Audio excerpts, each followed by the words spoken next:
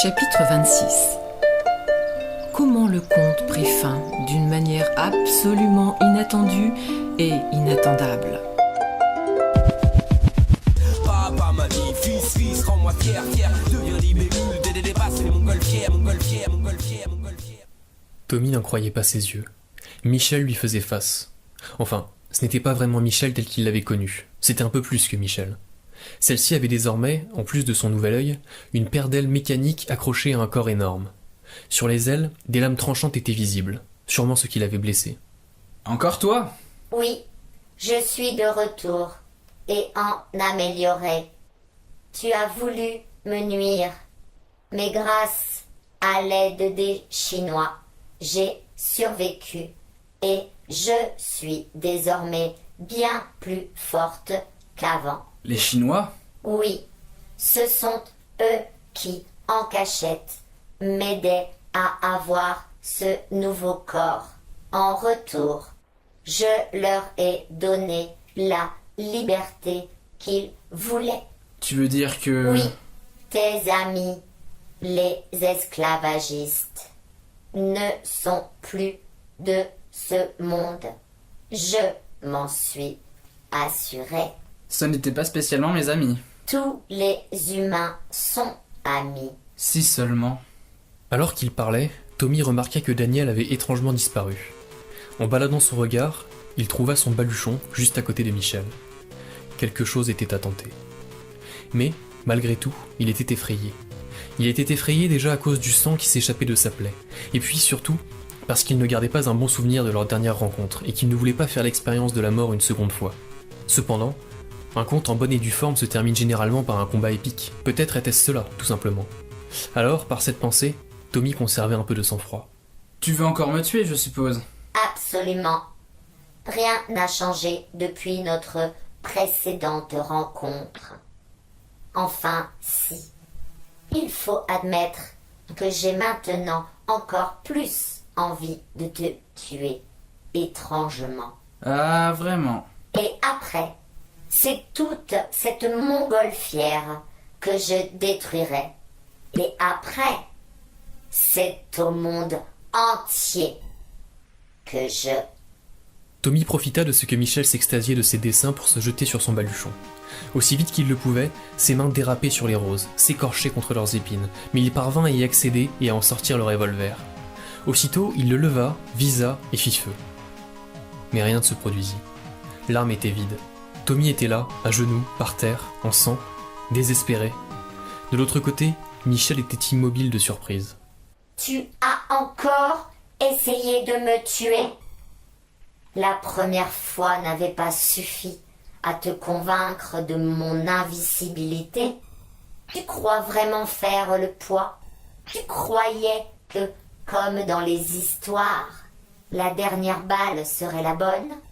Que dans un renversement de situation dramatique, tu arriverais à me vaincre? Eh bien, ce n'est pas le cas, et ce ne le sera jamais. D'autant que j'ai une nouvelle arme avec moi. Le canon à chinois. Tommy n'eut pas le temps de s'étonner. Michel effectua un mouvement vertical, dévoilant un énorme canon dans son dos, puis une détonation se propagea dans les rosiers. Un Chinois, hargneux par nature, lui fut projeté dessus. Celui-ci s'agrippa à Tommy et commença à le mordre et à le frapper de ses tout petits membres. Le jeune garçon essaya de se débattre et de l'enlever, mais le Chinois était plus fermement accroché qu'une tique. Sans réfléchir, il saisit la première chose qu'il y avait dans son baluchon et frappa de toutes ses forces. Le Chinois gémit et s'écroula au sol. Encore ce livre? Tu comptes me tuer avec le même livre que la première fois? Pitoyable. Dans un acte désespéré, tout comme la première fois, Tommy s'élança puis lança l'ouvrage. Celui-ci siffla dans l'air, vint frapper une aile de Michel, rebondit de manière absolument non contondante et retomba sur le sol tout piteusement. Qu'est-ce que tu croyais? Que mon nouveau corps n'avait pas été conçu pour résister au choc? Je suis une véritable machine de guerre maintenant. Allez, c'est mon tour. Michel exhiba de nouveau son énorme canon et tira 4 fois. 4 Chinois atterrirent aussitôt et se mirent à courir en direction de Tommy avec la ferme intention d'en finir. Ce dernier, épuisé, en sang, couvert de terre, n'avait plus la force de se battre. Il retomba à genoux, la tête baissée, comme acceptant son misérable sort. Mais un autre coup de feu se fit entendre. Intrigué, Tommy leva les yeux et vit un des Chinois à terre, le crâne à moitié explosé. Une deuxième détonation balayait un deuxième Chinois. Alors, le jeune garçon releva la tête et remarqua Daniel qui venait vers lui, un fusil à pompe dans les mains. Tout en abattant le troisième Chinois, la prêtre courait vers Michel, la soutane au vent. Le dernier Chinois, qui avait compris que sa perte était certaine, essayait de fuir quand le quatrième coup l'emporta dans une fontaine de sang. Puis ce fut au tour de Michel, qui encaissa une volée de tirs. Elle vacilla un moment mais ne sembla nullement blessée par les balles. Reprenant son équilibre, elle fonça sur la prêtre et les deux roulèrent dans les roses. Des pétales volaient dans tous les sens tandis que le combat s'acharnait dans un corps à corps sauvage. Mais Michel, comme elle l'avait dit, était une véritable machine de guerre, insensible aux coups et aux balles, et surtout d'une force surhumaine. Rapidement, elle prit le dessus sur Daniel et l'envoya suffoquer plus loin. Alors elle se retourna vers Tommy et fonça dessus. Ce dernier, qui n'avait plus rien à lui opposer, accepta sa mort pour la seconde fois et se protégea le visage avec ses bras, par réflexe. Les yeux fermés, les poings serrés, il attendait le choc. Le bruit mou de la chair qui s'ouvre au contact d'une lame se fit entendre, suivi d'un cri. Mais ce n'était pas celui de Tommy. En ouvrant les yeux, il constata qu'une femme en tablier blanc s'était interposée entre lui et l'arme blanche de Michel. La cuisinière retomba ensuite sur le sol, une plaie béante au niveau du ventre. Sopa ? Oubliant Michel quelques instants, il vint se pencher au-dessus d'elle dans l'espoir de pouvoir l'aider. Mais Tommy n'avait rien sur lui, et la blessure semblait létale. Qu'est-ce que tu fais là ? Je suis un héros de conte maintenant. Mais non, tu n'es toujours qu'un personnage secondaire, et encore. Tu es plus un décor qu'un personnage, vu le peu d'apparitions que tu fais dans ce conte. Mais moi aussi je l'ai fait, mon voyage extraordinaire. Peut-être, mais c'est sur moi que le narrateur s'est concentré. Et pour preuve, son assistant est même venu me parler, à plusieurs reprises. Et pourtant, je suis sûre que mon voyage a été beaucoup plus intéressant et plus riche que le tien. Si tu savais ce que j'ai vu, ce que j'ai vécu... Je n'ai pas l'impression que le mien a été spécialement fade, pour tout te dire. Quelle scène finale. Mort en sauvant un mioche qui m'a piqué ma place de héros. C'est vrai que c'est une noble fin, et d'ailleurs, je te remercie de ton sacrifice. Mais, je tiens à te le redire avant que tu n'expires, je n'ai pas choisi d'être héros de ce conte. Mais même, c'est moi qui voulais l'être. Et, entre nous, je pense être la plus apte à ce rôle. D'ailleurs, je plains les auditeurs qui n'auront jamais vent de mon extraordinaire voyage. J'ai même pas eu le temps de noter quoi que ce soit. Ça va? Je vous dérange pas? Oui, c'est vrai que ça s'éternise, comme scène d'adieu au camarade qui s'est sacrifié pour le héros. Tu ne voudrais pas mourir un peu, genre maintenant? Bah, c'est que ça vient pas. Qu'est-ce que j'y peux, moi, si j'expire pas exactement à la seconde où vous le voulez? C'est embêtant. Enfin, si c'est que ça, je peux aider. D'ailleurs, elle n'attendit aucune réponse pour venir décapiter en bonne et due forme la valeureuse cuisinière. Pour la troisième fois, elle se retourna vers Tommy avec la ferme intention de malmener son enveloppe charnelle. C'est bon, je vais enfin pouvoir y aller. Non, parce que au début, tu trouves un revolver, après un bouquin, après il y a une prêtre qui vient à ta rescousse, puis un cuisinier. Ce sera quoi après? Un bonhomme de neige? Avoue que sur l'échelle de l'absurdité, on se positionne bien. Eh bien, vas-y alors. Que veux-tu que je te dise? C'est normal qu'en tant que personnage principal, la mort me frôle sans arrêt, sans me toucher pleinement. D'ailleurs, je serai toi, je ferai gaffe. Parce qu'on sait tous que les vilains perdent et que les gentils gagnent dans un conte. Personnellement, je me trouve du côté des gentils. C'est qu'une question de point de vue après. Mais ne sois pas si confiant. C'est bon? On y va? Attends. Une dernière phrase. Que serait une exécution sans une phrase finale? Je t'en prie, tout le monde aime les punchlines. Ça y est? Tu as voulu faire le malin?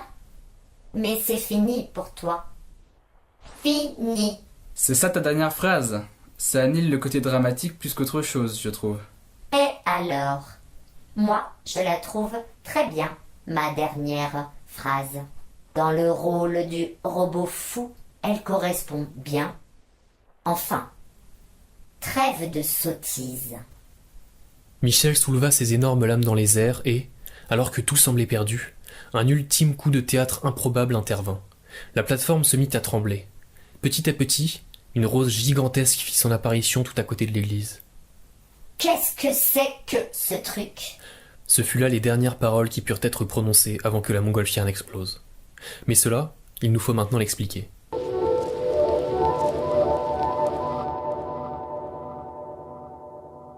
Souvenez-vous, ô auditeurs et auditrices assidus, quand Tommy, lâchement attaqué par Michel, égara malgré lui ses précieuses graines de rosier et que ces dernières tombèrent de la plateforme ecclésiastique. Ce qu'il vous manque pour tout comprendre se trouve là. En fait, ce qu'il vous manque, c'est le parcours de ces graines. Celles-ci, comme on peut s'en douter, churent directement et sans encombre sur l'étage royal. Là-bas, même si certaines finirent leur course entre deux pavés, quelques-unes parvinrent à atteindre la veste de Javert. Ce dernier, à ce moment précis, luttait encore durement avec la vie, laquelle ne voulait pas le quitter. Arrête de me regarder crever de la sorte et viens m'aider. Et qu'est-ce que je peux faire? Je ne suis pas médecin, et je ne pense pas pouvoir en trouver un en ces lieux. Mais je te parle pas de ça, je veux que tu m'aides à mourir. À mourir. Oui, précisément, parce que je me doute bien que je suis fichu. Mais c'est aussi que ça fait un mal de chien tout ça. Et au rythme auquel ça va, j'y suis encore demain. C'est que moi je veux bien être serviable, voire même gentil, mais là je ne peux pas. Je suis trop vieux pour ça. Déjà le sang me fait horreur, mais en plus d'un point de vue très matériel, je peux à peine soulever ma hallebarde sans me bloquer le dos. Comprenez qu'exécuter quelqu'un, je doute sincèrement de mes capacités. Au mieux j'arriverai à me rater et à vous charcuter qu'un peu plus. Mais poussez-moi au moins jusqu'au bord de l'étage, que je meure une bonne fois pour toutes. Mon dos, je ne peux pas, j'en suis vraiment désolé. Faut vraiment tout faire soi-même ici.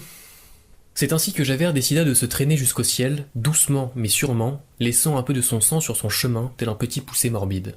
Transportant des graines de rosier à son insu, il finit par atteindre l'endroit de son suicide et, sans hésitation aucune, glissa dans le vide, emportant de ce fait avec lui les graines. Pour ce qui est de Javert, la suite n'importe peu, même si l'on peut deviner assez aisément son destin.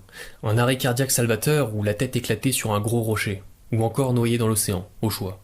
Par contre, pour ce qui est des graines qui l'ont suivi, elles n'ont pas pu continuer leur chute vertigineuse. En effet, poussées par le vent, elles entrèrent de nouveau dans la montgolfière par un trou qui n'avait pas encore été réparé. Il se trouve que ce trou était le résultat d'une chute précédente, celle d'Igor, et qu'il menait directement à un bac de terre encore fraîchement inondé de super engrais. Inutile de préciser que c'est là, dans cet endroit bien précis, que les graines vinrent se loger. Par l'action du super engrais, le rosier en question poussa quasiment instantanément. Bien évidemment, il prit des proportions hors normes étant donné le dosage extrême de super engrais auquel il était soumis. Le rosier développa des jolies fleurs bleues, presque noires, tellement grandes, tellement fortes qu'elles percèrent l'étage du haut. On aurait bien sûr pu croire que leur croissance s'arrêterait là, mais elles vinrent aussitôt effleurer un étrange boîtier noir tout rayé de jaune.